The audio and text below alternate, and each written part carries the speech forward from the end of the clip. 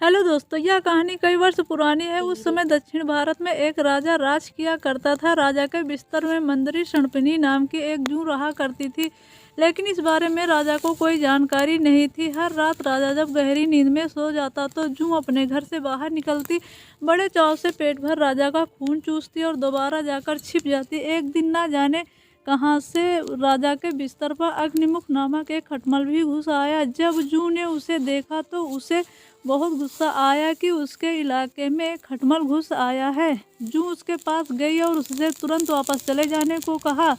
इस पर खटमल बोला, अरे जूं बहना, इस तरह व्यवहार क्यों कर रहे हो? इस तरह का व्यवहार तो कोई दुश्मन के साथ भी नहीं करता। मैं तो बहुत दूर से आया हूँ और सिर्फ एक रात तुम्हारे घर रुककर आराम करना चाहता हूँ। कृपया मुझे यहाँ रुकने दो। खटमल की बातें सुनकर जूं का दिल पिघल गया। उसने कहा, ठीक है, तुम यहाँ रुक सकते हो, लेकिन तुम्हारे कारण राजा को कोई परेशानी ना हो। तुम राजा के आसपास भी नहीं भटकना।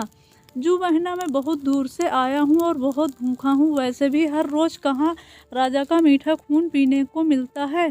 कृपया मुझे आज रात राजा के खून का स्वाद चखने दो।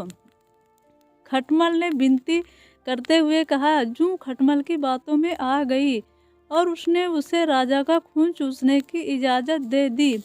ठीक है, तुम राजा के खून का भोजन करो, उससे पहले तुम्हें राजा को गहरी नींद में सो जाने का इंतजार करना होगा। जब तक राजा पूरी तरह सो नहीं जाता तब तक तुम उसे नहीं काट सकते हो, जूं ने कहा।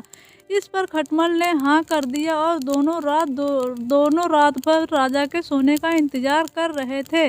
राजा जब अपने कमरे में आया और सोने की तैयारी करने लगा। राजा का शरीर बहुत तंदुरुस्त था और उसकी तोंद बहुत मोटी थी। यह देखकर खटमल के मुंह में पानी आ गया। जैसे ही राजा बिस्तर पर आकर लेटा, खटमल ने न आओ देखा न ताओ और सीधे जाकर राजा की मोटी तोंद पर जोर से हमला कर दिया और फिर दौड़कर पलंग के नीचे छिप गया। राजा दर्द के मारे चीख उठा और तुरंत अपने सिपाहियों को कमरे में बुला लिया और कहा, सब लोग यहाँ पे आओ। राजा ने सिपाहियों को आदेश दिया, सिपाहियों, इस बिस्तर में जरूर कोई खटमल या जूं है, उसे तुरंत ढूंढो और मार डालो। राजा के सिपाहियों ने बिस्तर पर ढूंढना शुरू किया तो उसे बिस्तर में छुपी जूं मिली। उन्होंने तुरंत उस जूं को मार डाला और खटमल बच निकला। इस प्रकार खटमल की गलती के कारण बेचारी जूं मारी गई। इसलिए आपको इस कहानी से क्या सीख मिली है, कृपया बताएं।